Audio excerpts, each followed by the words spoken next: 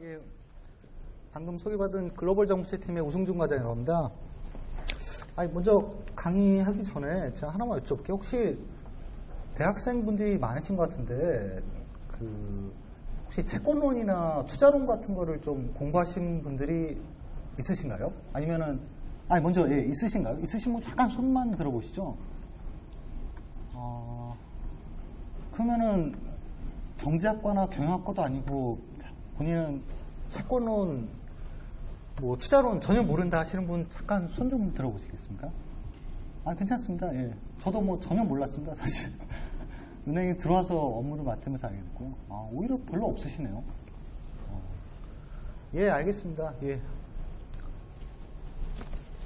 예, 이번 시간은 국제채권시장의 이해와 최근 동향인데요. 사실 처음에 제가 강의안을 만들면서 좀 약간 잘못 생각했던 게 여러분은 보통 투자자 입장에서 채권을 접근하는데 보통 저도 대학생 때 약간 주식을 사기도 했는데 아니면 남는 돈 있으면 예금을 하죠. 정기예금 은행에. 근데 여러분들은 아마 채권도 예금이나 주식과 같이 투자 상품으로 여길 것 같은데 제가 처음에 강의안을 만들 때는 저는 여기 써있지만 글로벌 정부채팀에 있어서 채권을 운용하는 어떻게 보면 포트폴리오 매니저로서의 입장에서 좀 강의안을 작성했습니다. 그러다가 중간 넘어가면서부터 이게 여기 펀드 매니저 분들이 오시는 게 아니라 투자하는 분들이 오겠다 싶어서 강의안을 좀 많이 바꿨습니다. 그래서 저도 이제 채권 투자자 입장에서 좀 현황이나 그런 걸 설명드릴 예정이고요. 뒤쪽 부분부터는 약간 금리 동향 같은 약간 포트폴리오 매니저 입장에서의 부분을 설명할까 합니다. 그래서 강의안이 좀 많은데 너무 걱정할 필요 없으시고요. 앞쪽을 설명하다 뒤쪽이 시간이 부족하면은 제가 계속 건너뛰면서 강의안 쉬는 시간은 충분히 보장해 드리겠습니다. 그러면 시작하도록 하겠습니다.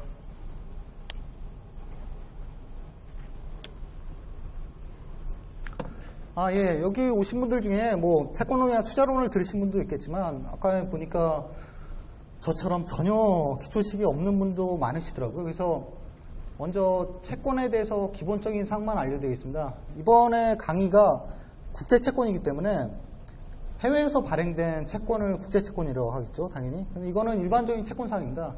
그래서 채권이 뭔가요? 채권은 기본적으로 자금을 차입하기 위해서 정부나 공공기관, 회사들이 발행하는 일종의 차용증서입니다. 여러분들, 대표적인 채권을 보통 직접금융상품의 대표적인 예로 들고 있는데, 예를 들어서 반대되는 의미가 간접금융이 있겠죠. 간접금융은 회사에서 돈이 필요할 때 은행을 통해서 조달하는 겁니다. 그래서 대표적으로 여러분들이 보통 가게에서 예금을 함으로써 그 돈이 흘러가서 기업이나 정부로 들어가죠.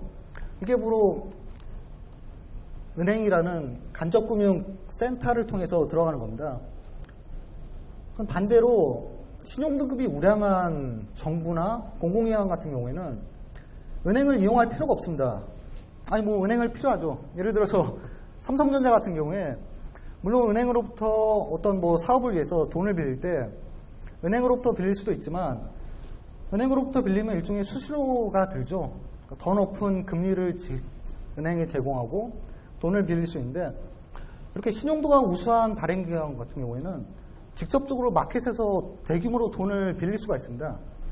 그것을 일종의 채권이라고 합니다. 그래서 여기 보시다시피 신용도가 높은 발행주체가 일반 투자가들로부터 비교적 장기의 자금, 은행에서 빌린다면 그렇게까지 은행도 리스크를 지기 때문에 완전 장기로 빌리긴 했는데 대규모의 자금을 장기로 집단적 대량적으로 조달할 수 있습니다. 돈이 필요한 주체가. 그래서 일종의 차용증서라고 보시면 됩니다. 나중에 또 말씀드리겠지만 채권을 아무나 발행할 수는 없습니다. 제가 돈이 필요하다고 시장에서 채권을 발행해서 여러분들한테 돈을 조달할 수는 없겠죠. 여러분들이 저를 믿고서 돈을 빌려주겠습니까? 그렇기 때문에 보통은 신용도가 낮은 주체들은 은행에 가서 돈을 빌리고 신용도가 높은 기관들만이 이렇게 마켓에서 직접 채권을 발행합니다. 그래서 채권은 일종의 유가증권으로서 그 현금으로는 아주 간단합니다. 이거는 5년 만기 채권을 이제 제가 예로 들었는데요. 채권이라는 상품은 발행 주체가 초기에 자금을 조달하고 만기 때까지 일종의 이자를 주다가 만기 때 빌린 돈 전액을 다시 갚는 아주 간단한 현금을 갖고 있는 유가증권입니다. 그래서 예를 들어서 1년마다 이자를 주는 채권을 발행했다면은 처음에 회사 입장에서는 마이너스 100이라고 썼는데 100을 여러분들로부터 조달하는 거죠.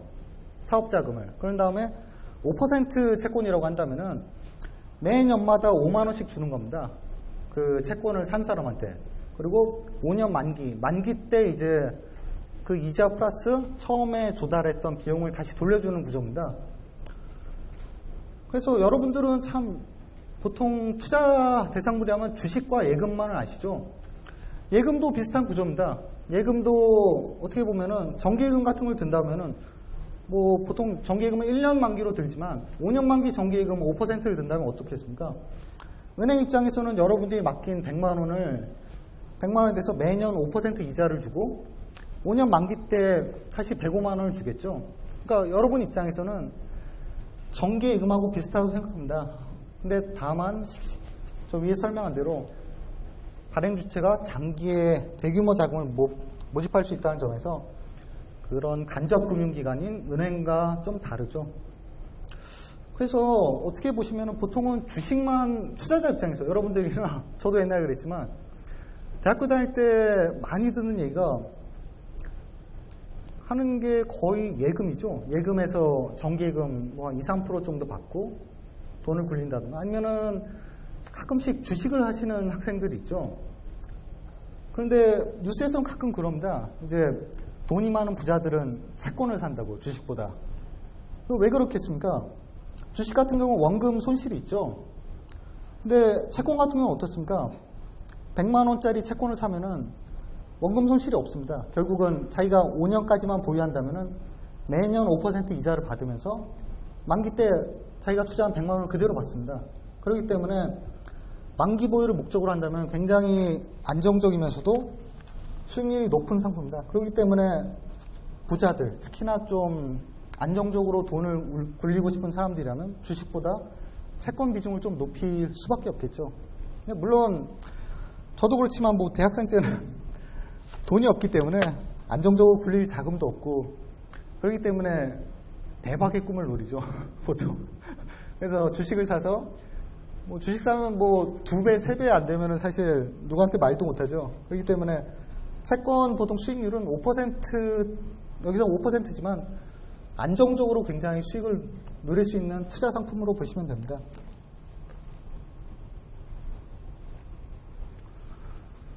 그래서 채권의 기본적인 건 말씀드렸고요.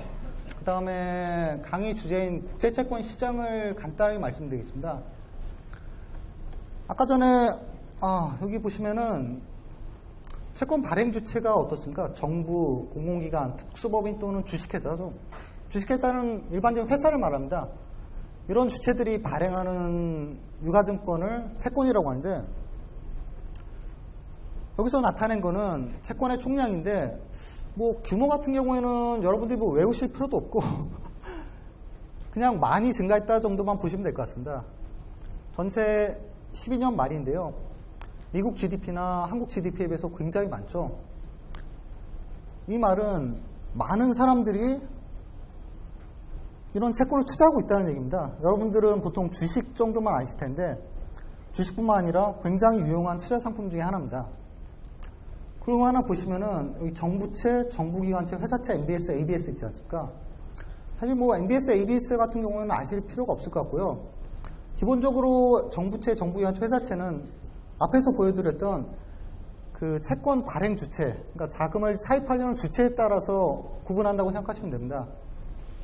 그럼 어떤가요? 여기 보시면은 가장 많이 차지하는 게 정부채죠. 그리고 증감률도 가장 높고요. 정부 기관채가, 회사채가 그 다음을 차지하고 그 다음이 정부 기관채죠. 그래서 여러분들이 보통 뉴스에서 많이 볼 때 정부가 돈을 자금 시간에서 채권을 발행해서 경기를 부양시키기 위해서 여러 가지 뭐 사회복지시설을 만든다, 인프라를 뭐 구축한다고 할 때 정부가 세금을 통해서 그 사업을 한다면 가장 재정 건전하겠지만 대부분의 경우에는 이렇게 보듯이 채권, 정부가 부채를 발행해서 자금을 조달합니다. 근데 결국에는 이건 뭐겠습니까? 정부의 부채이기 때문에 정부가 이제 갚아야 될 돈이죠. 그래서 요즘에 뉴스 같은 거 보시면은 국가부채 우려 막 그런 얘기 많이 나죠. 그래서 그 얘기가 이런 겁니다. 이거는 투자자 입장에서는 투자 상품이지만 정부의 입장에서는 갚아야 될 채무입니다. 예. 근데 뭐 여러분 입장에서는, 투자자 입장에서는 정부가 발행한 채권이나 정부 기관체나 회사들이 발행한 채권을 굉장히 많이 발행하고 있고 그거를 투자하고 있다. 그리고 국제적으로 우리나라가 발행한 채권뿐만 아니라 전 세계에서 발행한 채권들을 많은 사람들이 거래하면서 투자하고 있구나, 이 정도로 아시면 될 것 같습니다. 그래서 이것도 비슷합니다. 방금 전에는 발행 주체별로 말씀을 드렸죠. 근데 통화별로 보시면은 전 세계 채권 시장을 나눠보면은 미국이 제일 많고 유럽이 그 다음, 일본이 그 다음 정도라고 볼 수 있습니다. 이것도 다른 측면으로 보면 어떨까요? 여러분들이 투자를 한다면 가장 많이 살 수 있는 채권이 이 비중대로입니다. 미국 채권이나 유럽 채권이나 일본 채권으로 보시면 될 것 같습니다. 근데 또 반대로 발행자 입장에서 볼 때는 미국이 가장 큰 부채를 지고 있는 거죠. 유럽 그리고 일본이 정말 큰 빚을 지고 있는 거죠. 미국에 비해서 GDP가 낮음에도 불구하고 거의 비슷한 수준의 채권을 조달해서 자금을 끌어다가 빚으로 경기를 부양하고 있다고 보시면 됩니다. 그리고 여기 일별 거래량을 보시면은 규모가 굉장히 큽니다. 이거는 뉴욕 시장인데요.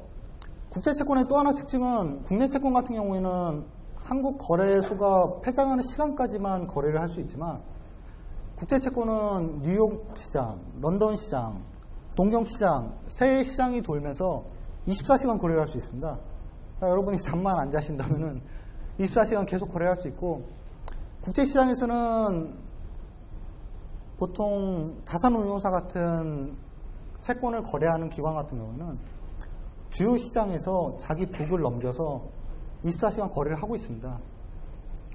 그래서 거래 규모를 보시면은 일평균 어마어마한 양을 기록하고 있죠. 정부채와 MBS만 합해도 거의 8천억 달러, 이만큼 투자 금액들이 움직인다고 보시면 될 것 같습니다.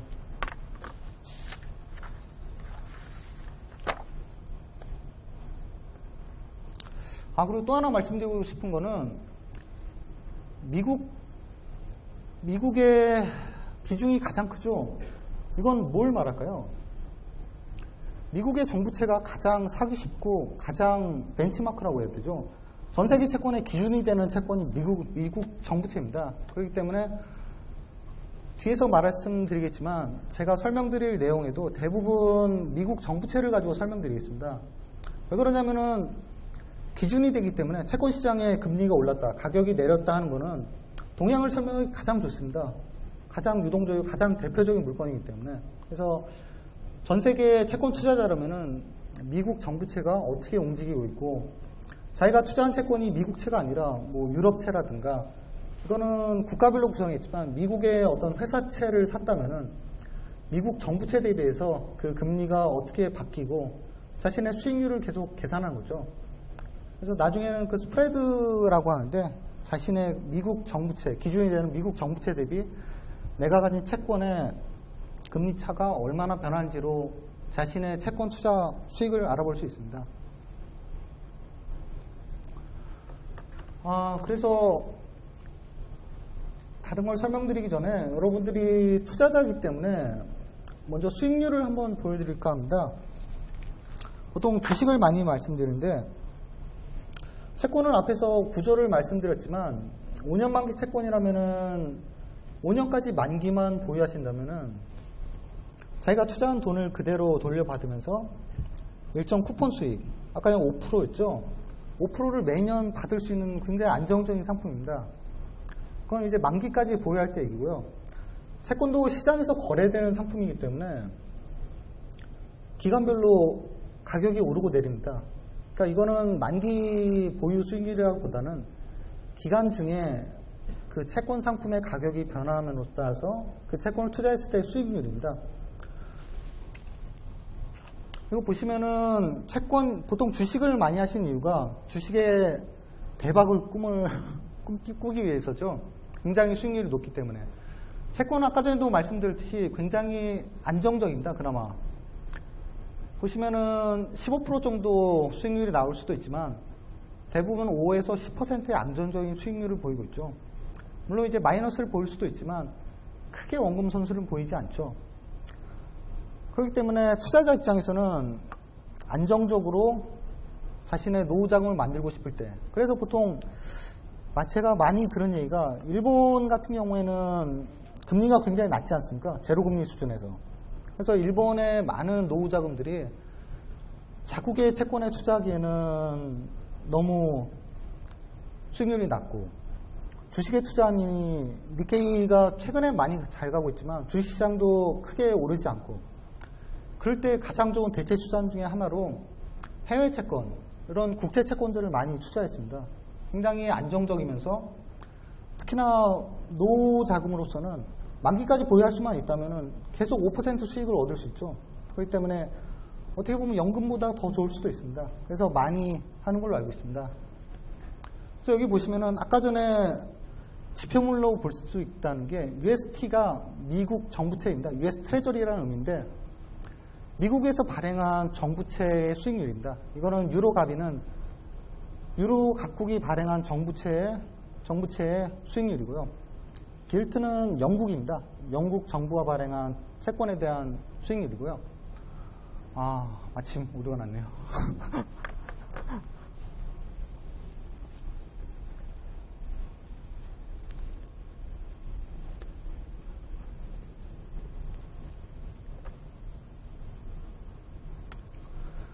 네, 그래서 가장 안전하다고 국가에서 발행하는, 아까 발행 주식에서 말씀드렸지만 정부채가 있고 회사채가 있고 여러 가지 채권이 있지만 가장 안전하다고 생각되는 채권의 금리 역시 수익률이 어느 정도 나오고 있습니다. 그리고 이거는 아까 전에 5%라고 말한 쿠폰 수익뿐만 아니라 조금 이따 말씀드리겠지만 가격 변동에 따른 자본 손익도 포함한 손익입니다. 하지만 그걸 따지더라도 굉장히 안정적이라는 걸 보실 수 있죠.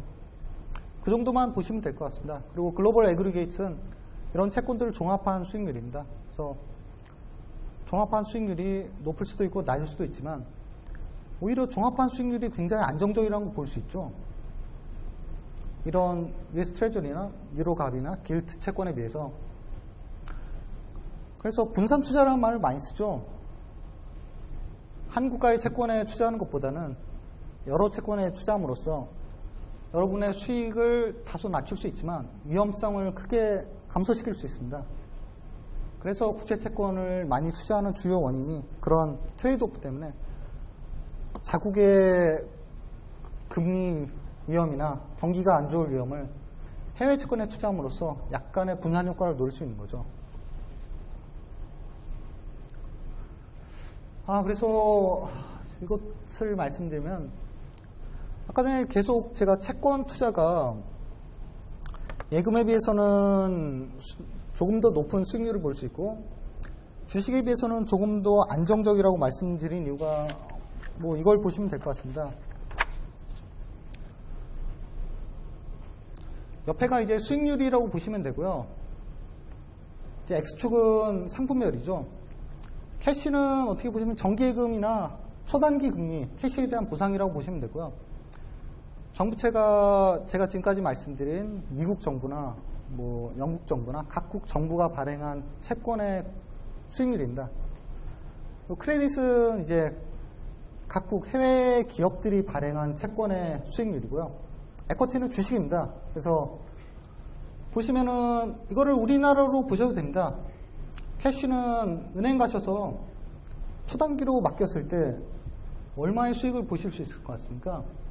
물가 상승분하고 리얼 캐시 레이트, 결국은 뭐 실질 성장률 같은 부분을 단기로 해서 캐시에 대해서 보상을 해주는 거죠.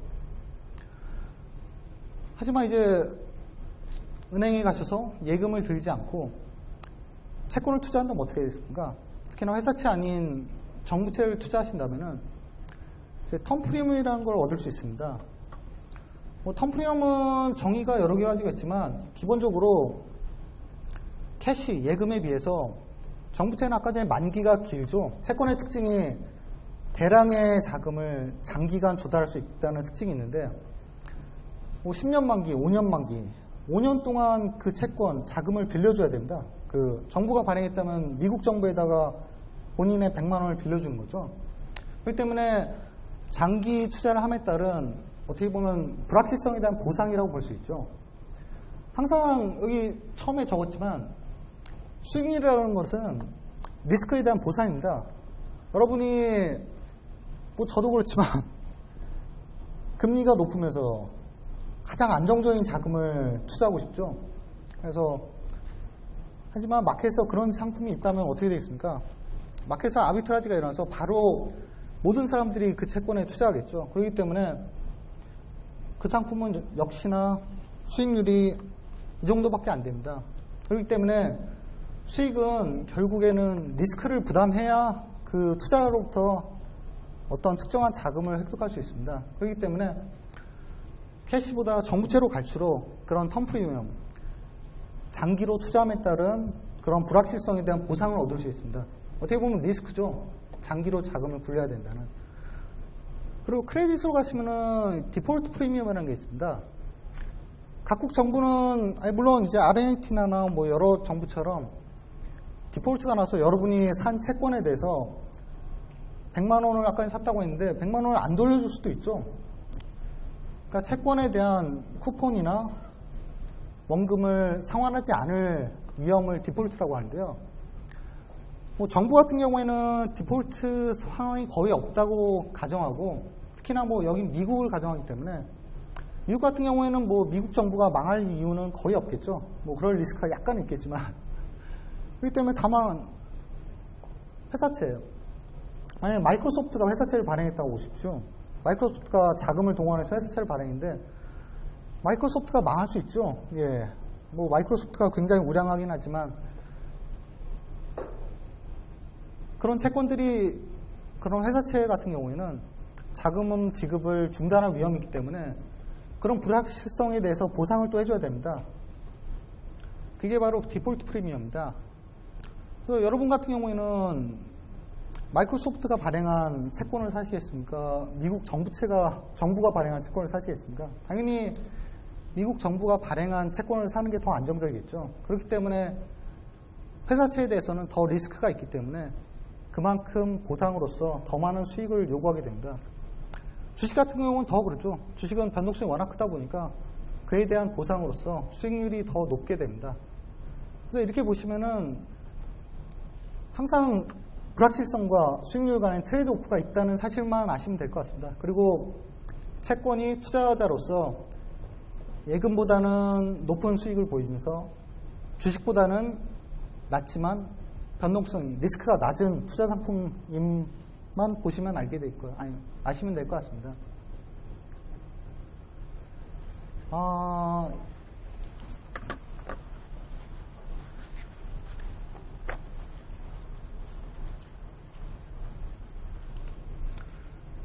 방금 전에 말씀드린 게 이제 채권의 수익률과 리스크와의 상관관계를 말씀드렸는데 월드뱅크에서 나온 자료인데요. 각각의 리스크에 대해서 각 채권의 리스크를 한번 뽑아본 겁니다.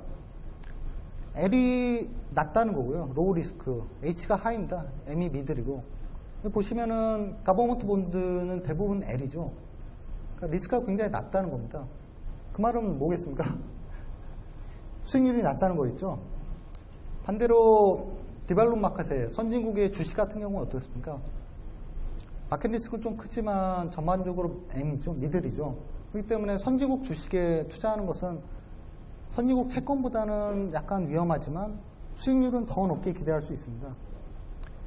여기 보면 이머징 마켓 에코티 있죠. 여러분들 투자하시는지 모르겠지만 브라질이나 요즘 신흥국 채권이 주식이 되게 유명했었죠. 요즘에는 좀 덜하지만 2008년 전만 해도 굉장히 유명했던 걸로 알고 있습니다. 그래서 제 주위에도 브라질 채권 펀드에 많이 가입하고 있는데 수익률이 굉장히 좋습니다. 하지만 위험하죠. 뭐 아르헨티나가 채무 불이행을 한다든가 그런 사태가 일어나면은 원금 손실 위험이 가장 큰 상품입니다. 그래서 이거는 수익률과 리스크 간에 트레이드 오프가 있다는 것만 아시면 될 것 같습니다. 뭐 여러 가지 리스크를 적어놨는데요. 간단히 말씀드리면 마켓 리스크는 마켓 시장 변동성에 따라서 같이 가격이 변동할 위험이고요. 크레딧 리스크는 아까 전에 마이크로소프트가 회사채를 발행했을 때 미국 정부와 마이크로소프트의 신용도 차이가 있다는 거죠. 그러니까 신용도가 하락할 위험, 그 위험을 말하는 거고요. 리퀴디티 리스크는 투자자 입장에서 사고팔기가 쉬워야 되겠죠. 만약에 아르헨티나 정부채를 샀는데 아르헨티나 정부채가 가격이 급락한다. 그러면은 팔아야 되겠죠. 근데 팔기 어려운 유가증권들이 있습니다. 특히나 회사채. 하이로 갈수록 이렇게 되죠. 반면에 어떻습니까? 가버먼트 본드는 아까 처음에 다이어그램에서 보셨지만 굉장한 양의 정부채가 있기 때문에 사고팔기가 굉장히 쉽습니다. 사고팔기도 쉽고 망할 위험도 없고 그렇기 때문에 가장 안정적이죠.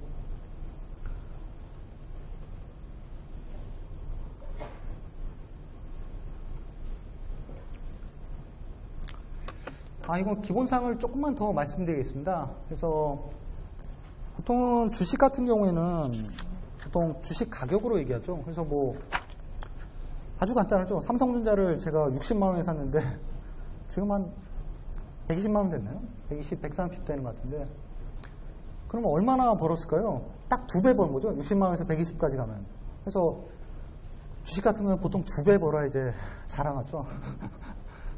근데 채권 같은 경우에는 아까 전에 쿠폰이 본인의 수익률이죠. 그래서 보통은 채권 같은 경우에는 가격이란 말을 안 하고 비교 척도로서 가장 널리 이용되는 것이 만기 수익률은 채권 가격 대시 일드라고 합니다. 그 금리가 얼마냐로 가지고 채권의 상대적인 비교 척도를 많이 쓰죠. 예를 들어서 미국 정부채는 굉장히 안전하기 때문에 여러분들이 100만원을 맡기면 2% 매년 2만원을 주지만 마이크로소프트는 아마 한 5%로 발행할 겁니다. 조금 더 위험하기 때문에. 그러면은 마이크로소프트는 일드가 금리가 5%죠. 그걸 보면 대충 만기 수익률, 만기까지 계속 가지고 있다면 매년 5%를 받을 수 있다는 말입니다. 그렇기 때문에 금리를 가지고 내가 어느 정도의 수익률을 가질 거라고 예상이 가능하고 특히나 비교 척도로서 굉장히 유용하죠. 나는 2%짜리 정부채를 샀는데 나는 조금 더 위험을 부담하고 5%짜리 회사채를 샀다. 그럼 매년 3%포인트 정도의 수익률을 추가로 얻을 수 있죠. 그래서 채권은 굉장히 많습니다. 국가별로도 많고 조금 더 위험한 회사채 아니면 조금 더 위험한 뭐 유동화 채권이나 아니면 보통 뭐 정크본드라고도 하는데 정크본드라고 하이힐드 채권이라고 보통 많이 하는데 금리가 굉장히 높지만 위험한 그런 채권들을 투자해서도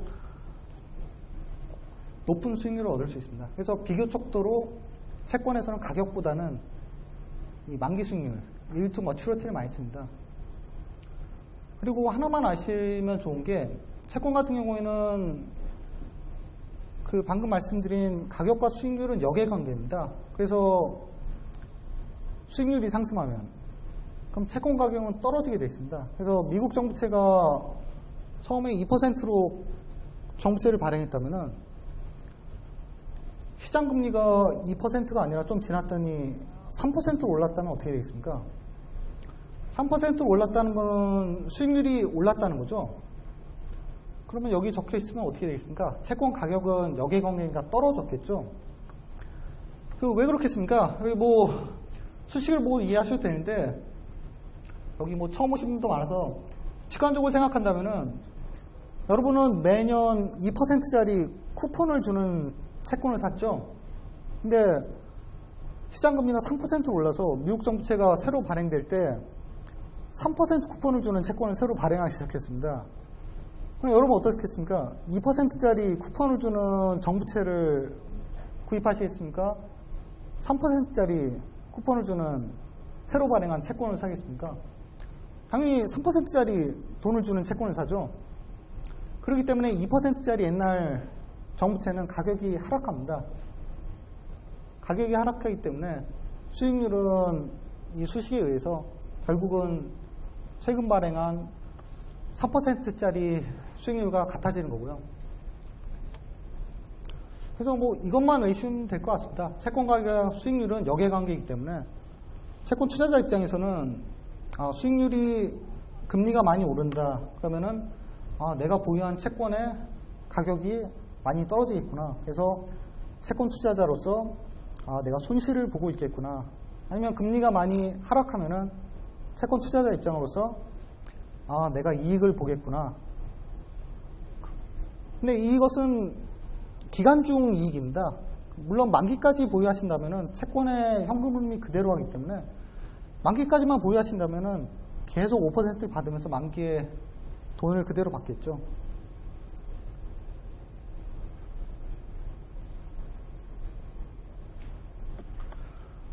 그래서 투자 수익률을 간단하게 소개해드리면은 처음에 저도 대학교 다닐 때 참 이해가 안 됐던 게 2%로 발행한 채권이 있는데 금리가 오른다, 시장 금리가 오른다고 했을 때 아니 2%짜리 내가 산 채권 금리는 뭐고 시장 금리는 뭐고 그 금리가 굉장히 헷갈리더라고요. 그리고 만기까지 보유했을 때 5%짜리 쿠폰을 계속 받기 때문에 내가 만기 보유 수익률이 똑같은데 왜 금리가 올랐다고 채권 투자 이익을 보고 손해를 보냐 했을 때 채권의 투자 수익률은 보통 두 개로 나눌 수 있습니다. 하나는 이제 쿠폰 수익률이라고 해서 아까 말씀드린 채권을 발행할 때 액면 쿠폰 이자율이죠. 그래서 만기까지만 보유한다면은 5% 채권 쿠폰을 발행했다면은 기본적으로 매년 5%는 벌 수 있습니다. 하지만 아까 앞에서 말한 그 금리가 상승했을 때 가격이 하락할 수 있다는 금리 변화에 따른 자본 손익을 포함한다면은 채권 수익률은 약간 다를 수 있죠. 그래서 투자 수익률은 이 두 가지로 기간중 투자 수익률 이 두 가지로 설명될 수 있습니다. 그리고 자본 손익을 계산하는 가장 쉬운 방법이 채권 투자론을 들으셨으면 아시겠지만 보통 듀레이션이라는 개념을 많이 씁니다. 듀레이션은 그렇게 어려운 의미가 아닌데요. 채권의 가중평균 만기를 의미합니다. 간단하게 생각하시면은 아까 전에 5년 만기 정부채를 생각하실 때 미국 정부가 5년 동안 쿠폰을 주면서 만기 때 100만 원을 상환하죠. 그렇다면 기본적으로 만기는 어떻게 되겠습니까? 중간에 쿠폰을 안 준다면은 처음에 100만 원을 여러분들로부터 받고 만기 때 100만 원을 다시 주죠. 그렇다면 만기는 듀레이션은 5년입니다. 가중평균 만기이기 때문에 중간에 현금흐름이 전혀 없다면은. 근데 반대로 여러분들이 아는 거는 대부분 쿠폰이 있는 채권입니다.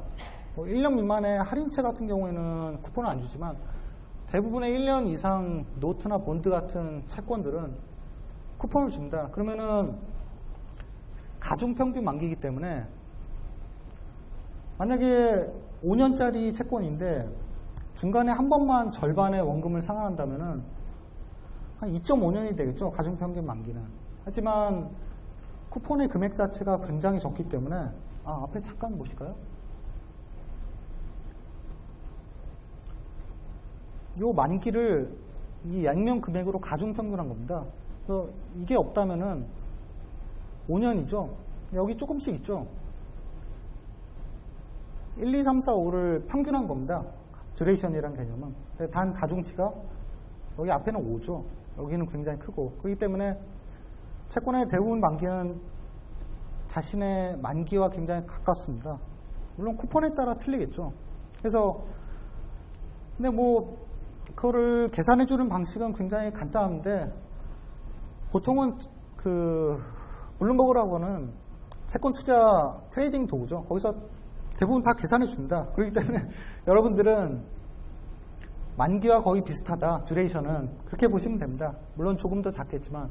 그럼 이 듀레이션을 왜 알아야 되냐 하면은 제가 10년 만기 채권을 샀을 때 듀레이션이 약간 작은 9년이라고 한다면은 이 듀레이션은 금리 하락분에 대한 가격 상승, 가격 변동분을 의미합니다. 그래서 예를 들면 채권의 금리가 1% 하락했을 때는 채권 가격은 금리 변동폭이다. 이 듀레이션을 곱해서 나옵니다. 아까 말씀드렸듯이 채권 금리와 가격은 반대 관계 있죠. 그렇기 때문에 10년 만기 듀레이션 9짜리 채권의 금리가 1% 하락한다면 채권 가격이 상승하고 얼마나 상승하냐? 9% 상승한다는 걸 의미할 수 있죠. 그럼 어떻습니까? 채권 투자했을 때 채권 수익률이 굉장히 낮다고 생각했는데 금리가 1%포인트 변하면 본인이 투자한 포트폴리오의 수익률이 9%까지 올라가죠. 만약에 2% 올라가면 어떻게 될까요? 하락하면.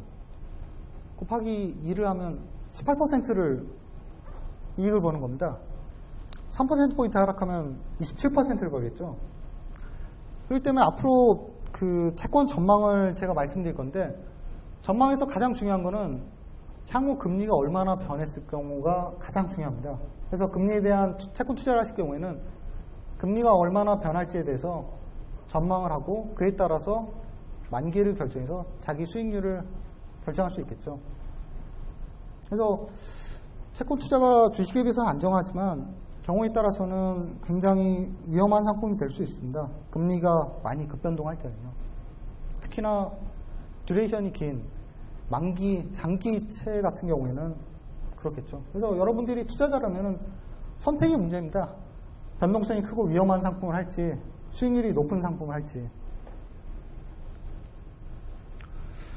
그래서 투자자로서는 국채채권의 특징을 간단하게 말씀드리면은 계속 말씀드리지만 비교적 안정적이면서 안정적이라는 것은 변동성이 굉장히 낮다는 겁니다.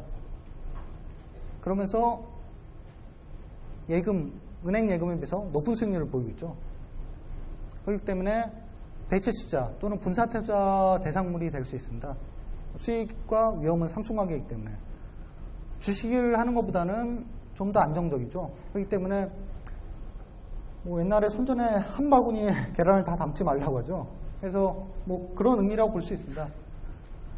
주식을 몰빵하기보다는 예금이나 채권도 여러 가지 채권이 있죠. 회사채, 정부채, 자신이 생각하는 수익과 위험 하에서 여러 가지 분산 투자를 하면 됩니다.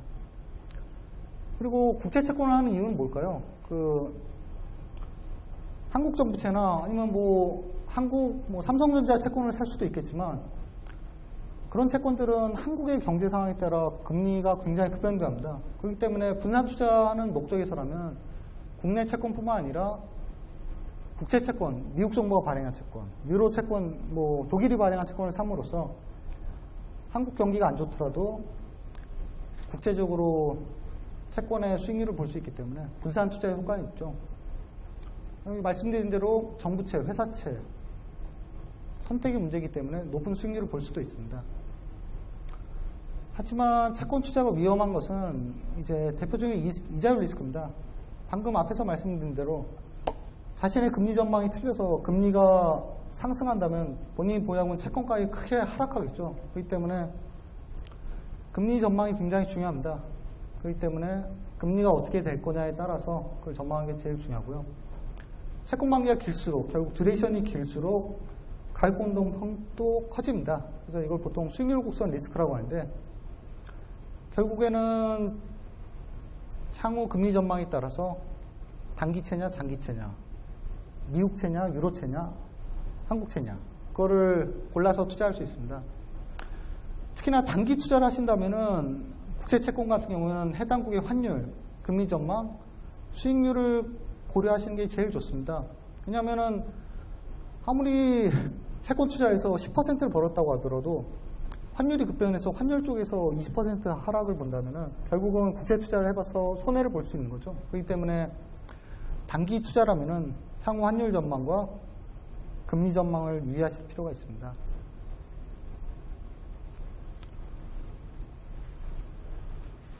점점 말이 길어지고 있는데 예, 이거는 제가 외자운용원에서 왔기 때문에도 잠깐 말씀드린 건데, 여러분은 아마 채권 투자를 거의 안 하실 텐데, 아까 전에 보셨다시피 38조 달러에 상당하는 채권이 거래가 되고 있죠. 그럼 누가 거래를 많이 하고 있을까요? 보통 펀드를 드시는 분도 있겠지만, 저도 펀드를 들고 있지만, 펀드를 들 때 주식으로 주식 펀드를 들지 채권 펀드를 들지 선택하죠. 그런 여러분들의 고객의 자산을 운용하는 자산운용사가 주요한 채권 투자자라면은, 물론 또 연금 보험사도 있겠죠. 보험사 같은 경우에는, 특히 연금사 같은 경우에는 30년 후에 연금을 계속 지급해야 되죠. 그럴 때 가장 좋은 상품이 채권입니다. 원금 손실이 없고 30년까지 만기만 보유한다면은 5%의 수익률을 계속 가지기 때문에 연금 수령할 사람에게 아주 안정적으로 대금을 지급할 수 있겠죠. 또 하나의 또 마켓 플레이어라고 한다면은, 저희 한국은행과 같이 외환보유액을 리저브 매니저라고 하죠. 외환보유액이나 아니면 저희 KIC라고 하죠. 한국투자공사. 외환보유액을 위탁받아서 운영하는 공적 연기금들이 주요한 국제 채권 시장의 주요한 마켓 플레이어입니다. 여기 보시면은 우리나라의 외환보유액은 한 3,600억 달러에 달합니다. 국제수지 흑자를 통해서 들어온 돈이 대부분이죠. 근데 여기서 운용을 어떻게 하냐. 3,600억 달러를 그냥 가지고 있을 수는 없죠. 현금으로. 투자를 해야 됩니다. 그 돈을. 그래서 예금을 할 수도 있겠지만 어느 정도 수익을 가져가기 때문에 가장 많이 투자하는 게 대부분이죠. 유가증권입니다. 유가증권 여기 갑주를 보시면 아시겠지만 국채, 정부경찰 회사채입니다. 결국은 미국 정부가 발행한 국채나 아니면 여러 가지 정부 기관채나 그 채권에 현재 운용하고 있습니다. 그렇기 때문에 누가 도대체 채권을 사고 파나 생각했을 때 그런 자산운용사, 연기금뿐만 아니라 2000년 이후로는 외환보유액을 운용하는 수많은 중앙은행과 공적 연기금들이 많이 운영한다고 보시면 됩니다. 예를 들어서 한국은행의 외환보유액은 세계 7위입니다. 제일 많은 건 중국이고요.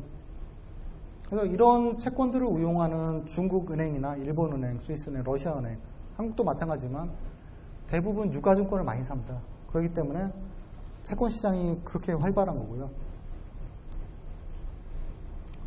이건 넘어가겠습니다. 나중에 한번 관심 있으면 보시고요.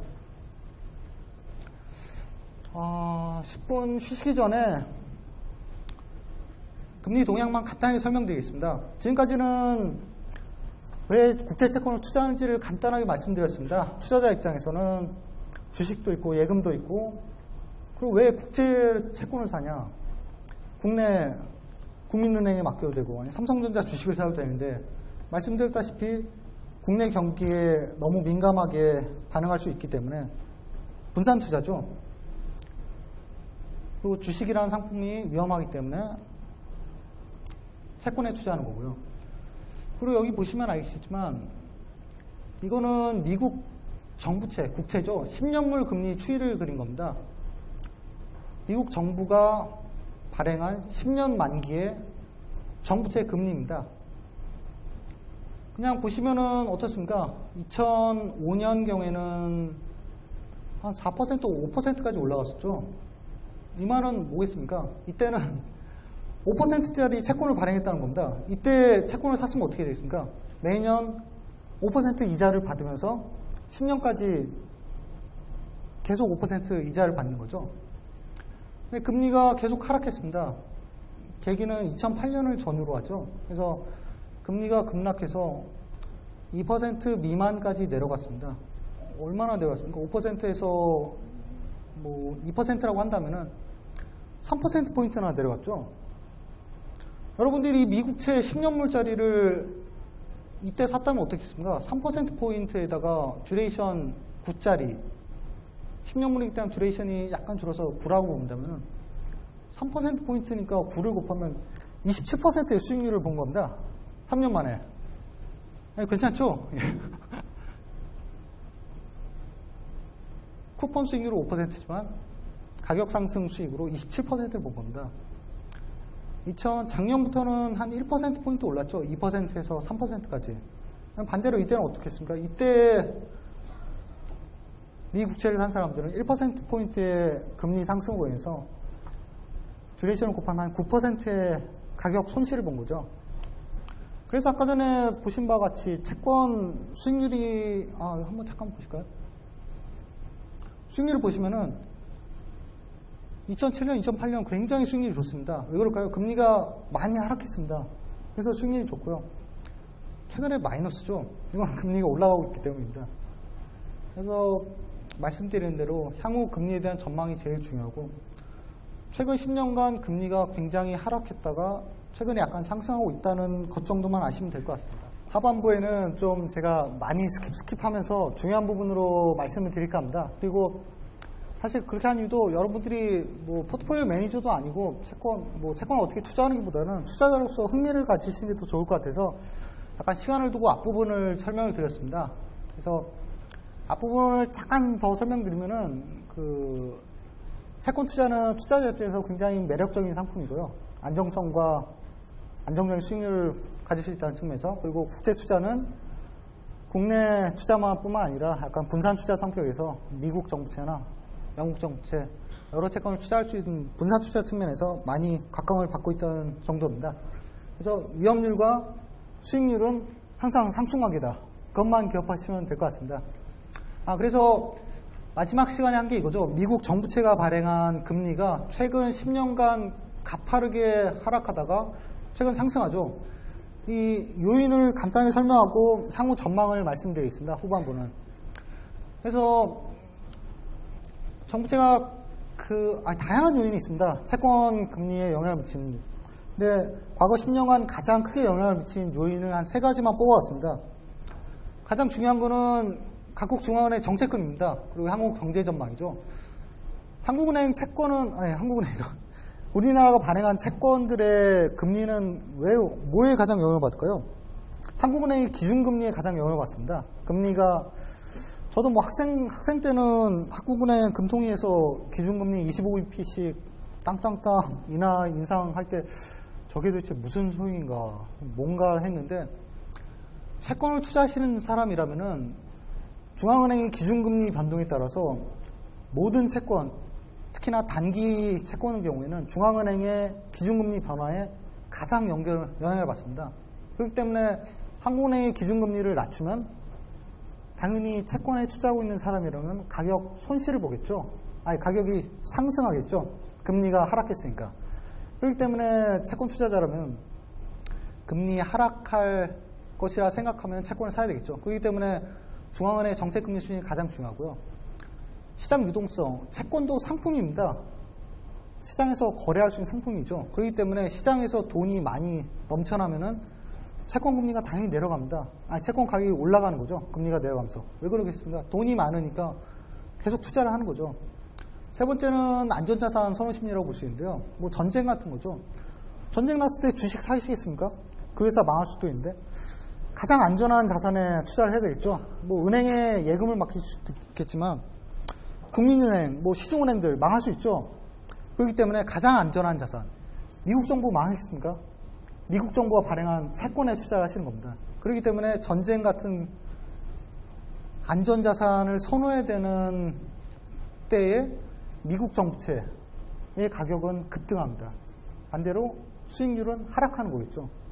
그래서 이 세 영향이 다 영향을 미쳤습니다. 여기 금리가 크게 하락했죠.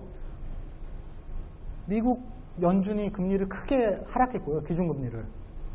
돈을 엄청 풀었습니다.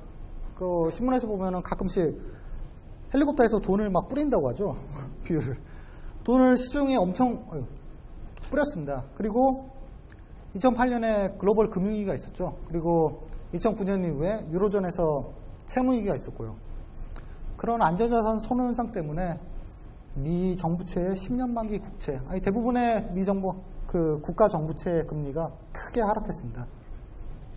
이거 보시면은 이해가 좀 쉬우실 수도 있는데요. 이게 미국 연준의 기준금리입니다. 한국이 아니라 미국의 기준금리죠. 이거는 미국의 실업률입니다.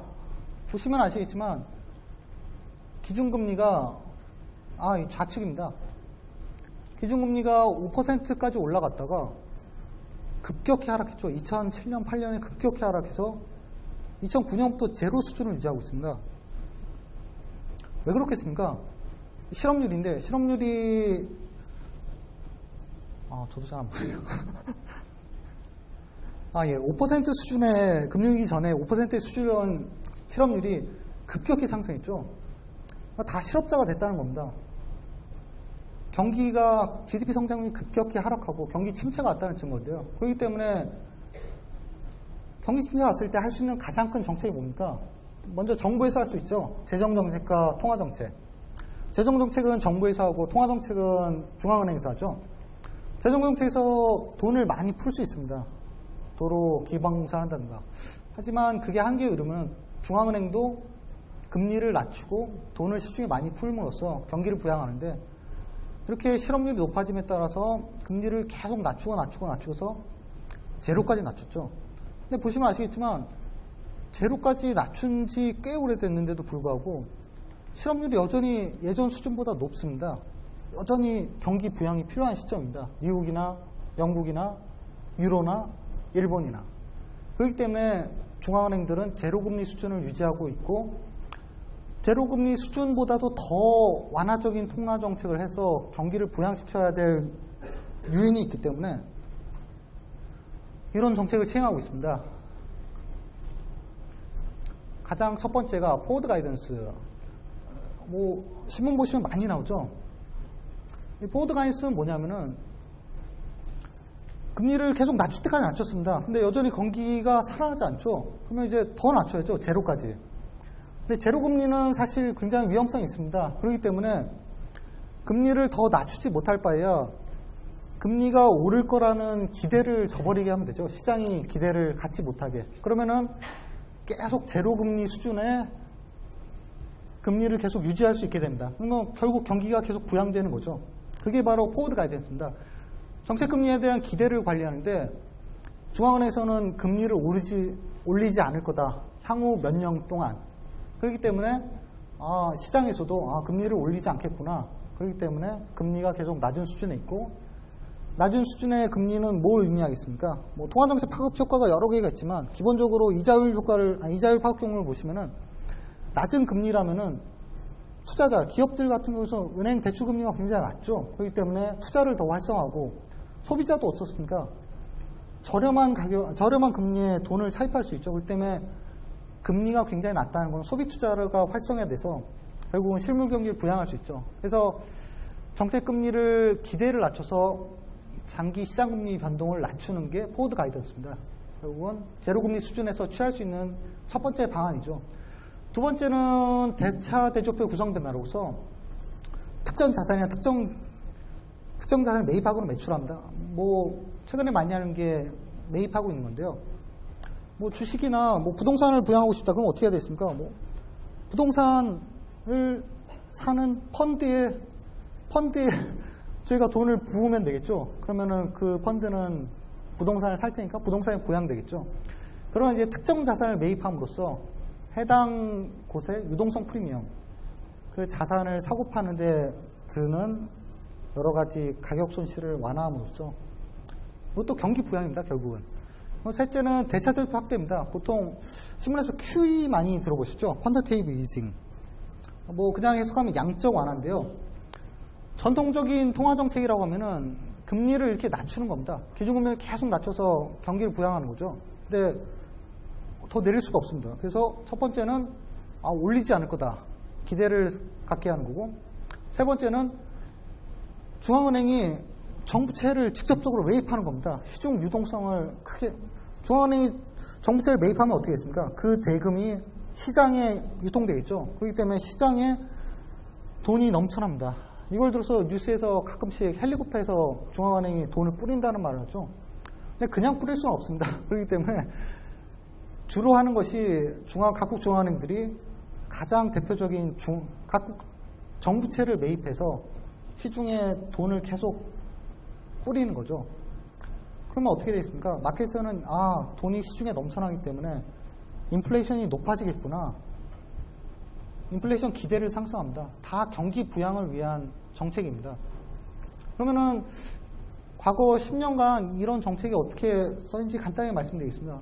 여기 보시면 제로금리는 이미 끝났고요. 2008년부터 시작된 세 가지 정책의 영향을 보시면 됩니다. 이거는 다 설명드릴 필요가 없을 거예요. 이건 미국 측면에서 제가 말씀드리겠습니다. 첫 번째, 포워드 가이던스입니다. 포워드 가이던스 미 연준에서 어떻게 했냐면, 경기는 계속 부양해야 되겠는데, 시장이 믿게 하기 위해서 여러 가지 방법을 썼습니다. 이 점들이 계속 변화하는 건데요. 처음에는 시점 기준으로 했습니다. 그래서, 우리는 2015년 중반까지는 금리를 올리지 않겠다. 금리를 내릴 수는 없어도 15년 중반까지는 올리지 않겠다고 한 거죠. 그래서 마켓이 믿으면은 금리가 더 이상 올라가지 않습니다. 그러면 투자를 할 수 있죠. 금리가 낮기 때문에, 대출금리가 낮기 때문에. 그러다가 2015년 중반까지 가도 충분한 경기 부양이 안 될 것 같습니다.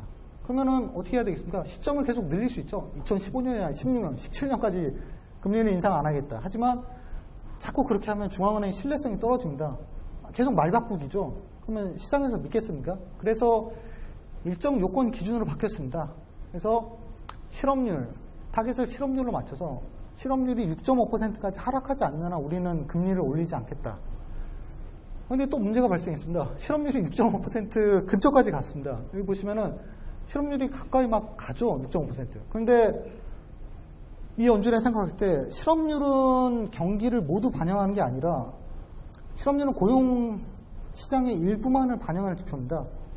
그렇기 때문에 6.5% 가더라도 우리는 계속 부양하겠다. 그래서 고용 및 물가의 진행상을 보면서 전체적인 사정을 보면서 점진적으로 결정하겠다라고 포워드 가이던스 방식을 바꿨습니다. 현재는 이 세 번째 방식입니다. 그래서 6.5%에 도달하더라도 우리는 경제 상황을 보면서 충분한 경제가 활성화됐다고 생각할 때까지 금리를 올리지 않겠다. 그렇기 때문에 어떻게 했습니까? 마켓 투자자 입장에서는 아직까지도 미국 경제가 크게 충분히 부양되지 않았다고 생각하면은 금리가 오르지 않겠다 하고서 마음 놓고 대출을 받고 투자나 소비를 늘리겠죠.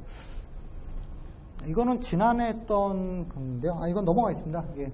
그래서 왜 그렇게 하겠습니다. 미국 GDP 레벨인데요. 보시면은 미국 GDP가 3% 수준으로 이렇게 성장하다가 2008년부터 급격히 하락했습니다. 그래서 예전 수준이라면 이렇게 쭉 가야 되겠죠. 급격히 하락해서 성장은 하지만 예전에 3% 성장에 비해서 2% 성장밖에 못하는 데다가 예전 수준을 회복을 못하고 있죠. 회복을 못한다는 건 어떻겠습니까? 실업자가 여전히 많고 반대로 실업률이 많다는 거겠죠. 그렇기 때문에 미 연준 같은 경우는 계속 경기 부양을 할 의무가 있습니다. 그렇기 때문에 여러 가지 제로금리 하에서 제로금리도 모자라서 포워드 가이던스를 하는 거죠. 유럽인데 더 심합니다. 미국보다. 미국은 그나마 난데 유럽은 좀 굉장히 안 좋죠. 나중에 한번 보시고요. 이것도 여러 국에 놨던데 한번 보십시오. 밑에 있는 건 아웃풋갭입니다. 아웃풋갭이 끌수록 잠재 성장률보다 각국의 성장률이 굉장히 낮다는 걸 의미합니다. 보시면 아시죠? 유럽 쪽 국가들이 굉장히 더 낮죠. 이거는 물가 수준입니다. 중앙은행 보통 미국 같은 경우에는 한국은행은 정책 목표가 안정적인 물가 관리입니다. 그래서 2% 타겟팅을 보통 하고 있는데 미국이나 주요국도 그런데 미국 같은 경우는 완전 고용과 물가 안정을 의무로 하지만 아무리 경기를 부양시켜야 될 의무가 있다고 해도 물가가 급등하면은 중앙은행은 완화적인 통화 정책을 계속할 수 없습니다. 근데 더 황당한 것은 경기도 안 좋고 물가도 계속 낮습니다. 그래서 중앙은행의 물가 안정 목표인 2%를 대부분 하회하고 있습니다. 특히나 유로, 여기 가장 내려온 게 유로죠. 그래서 유럽 같은 경우에는 중앙은행 22에서 가장 완화적인 통화정책을 써야 될 유인이 많습니다. 미국 같은 경우도 그렇게 그래서 나중에 보시겠지만 유럽의 이자율이 가장 크게 하락한 데다가 상승할 기대도 없습니다. 미국은 많이 상승할 기대가 생겼지만 유럽은 굉장히 낮죠. 투자자 입장에서 어쩔까요? 미국 금리는 조금 상승할 여유가 있지만 독일이나 프랑스가 발행한 정부채는 올라갈 룸이 없습니다. 왜냐하면 ECB에서 계속 부양 정책을 하기 때문에. 그렇다면 가격 측면에서는 독일이나 프랑스 정부채를 사는 게 낫겠죠. 뭐 이런 게 다 이제 투자자 입장에서 어떤 채권을 사야 되는지에 대한 판단 근거입니다. 유럽이 왜 그렇게 침체인지를 보여주는 건데요. 페리퍼럴은 이제 뭐 그리스, 이태리, 스페인, 포르투갈 같은 채무 위기국입니다. 위험을 겪고 있는 건데 보시면 아시겠지만 빨간색이 채무 위기국이죠. 여기 보시면은 채무 위기국 같은 경우는 물가 상승률이 굉장히 낮죠. 경기 침체를 워낙 겪고 구조조정 때문에 가격을 인상할 여유가 없다는 겁니다. 근데 뭐 구조조정이 되다 보니까 뭐 안 좋은 점도 있지만 선순환 효과를 가지고 있으면 제가 작년인가 뭐 기사를 봤는데 이마트에 중국산 바구니 대신 스페인산인가 이태리산 바구니가 납품되고 있다고 하더라고요. 가격 경쟁이 굉장히 높아진 거죠. 이태리와. 어떻게 됐습니까? 뭐 급여 안 늘리고 상품 가격이 안 올려서 상품 경쟁력을 확보한 거죠. 그렇기 때문에 수출이 늘고 국외 수지 흑자를 보이는 거죠. 하지만 좋은 점은 있지만 여전히 구조조정 때문에 디플레이 우려가 오고 있습니다. 그래서 포워드 가이던스를 끝까지 말씀드리면은 미국, 영국 같은 경우에는 최근에 경제 사정이 나아지고 있어서 마지막 포워드 가이던스 방식 전반적으로 파악해서 결정하겠다로 하고 있고 유로존 같은 경우에는 상당 기간 동안 현 수준 제로 수준입니다. 제로 수준에서 상당 기간 유지하겠다고 하는데 유럽 쪽이 훨씬 더 제로 수준에서 유지할 것으로 마켓에서는 기대하고 있습니다. 그래서 영향을 한번 보시죠. 그 채권 2년물과 미 정부채 2년물, 10년물 금리인데요. 2년물은 뭐겠습니까? 미국 정부가 발행한 2년 만기 채권입니다. 10년물은 10년 만기 채권이고요. 왜 다르겠습니까? 2년 만기는 만기가 짧죠. 그래서 요 주황색인데요. 2년 만기이기 때문에 그 중앙은행의 초단기 정책금리와 거의 같이 갑니다.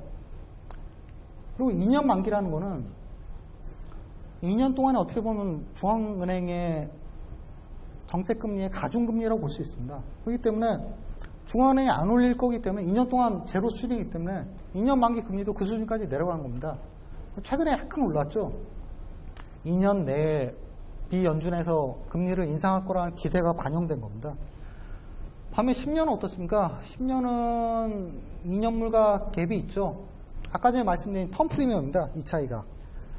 10년 내에는 중앙은행, 금리가 많이 올라갈 수 있기 때문에 그 변동성을 감안해서 2년물보다는 더 높은 금리를 주고 있는 거죠.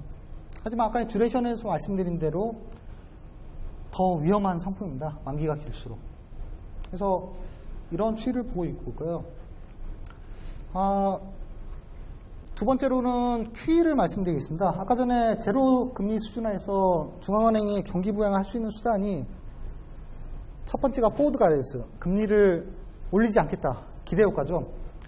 두 번째는 특정 자산을 매입해서 시장의 유동성을 굉장히 공급해서 직접적으로 정부채 금리를 내리거나 아니면은 돈을 많이 풀기 때문에 기대 인플레이션, 앞으로는 물가가 많이 상승하겠구나 해서 그런 효과를 주는 거죠.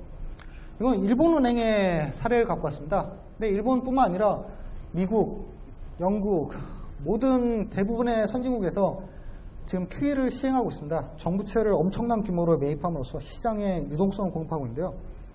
일본 같은 경우에는 작년 4월 정도에 발표했나? 그래서 일본이 최근까지 아시겠지만 잃어버린 10년이라고 해서 디플레와 경기 침체를 겪고 있죠. 그래서 아베노믹스라고 하죠. 아베 총리가 강력한 경기 드라이브를 걸어서 재정을 엄청 풀고 일본 중앙은행 역시 엄청난 양의 경기 부양 통화 정책을 하고 있습니다.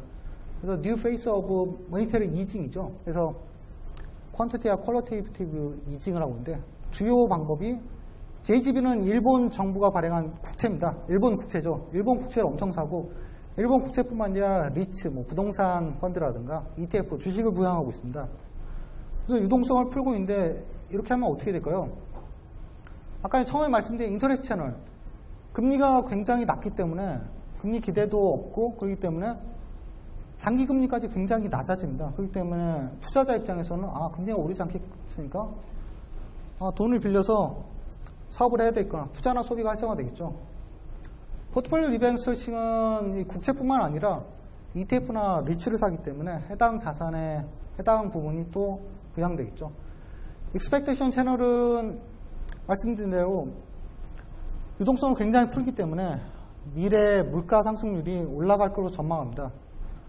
일본 같은 경우는 디플레이션에 빠져 있죠. 그래서 유동성을 엄청나게 공급함으로써 보시면 아시겠지만 2년 내에 2% 물가 상승률을 만들겠다는 강한 의지를 표명한 정책입니다. 그래서 we achieve the price stability target 2%죠. 2-year 2% target. 그래서 2년 안에 될 거다라는 기대를 심어주는 거죠. 그래서 경기를 부양, 아웃풋 갭을 줄이고 인플레이션 기대를 높여서 인플레이션을 높이고 경기를 부양한다는 겁니다. 그래서 오버커밍 디플레이션이죠. 요걸 먼저 말씀드리면은 경기가 왜 부양되겠습니까? 보통 채권 투자자들이나 뭐 마켓에서 볼 때는 여러분들은 금리 수준만 보는데 명목금리죠.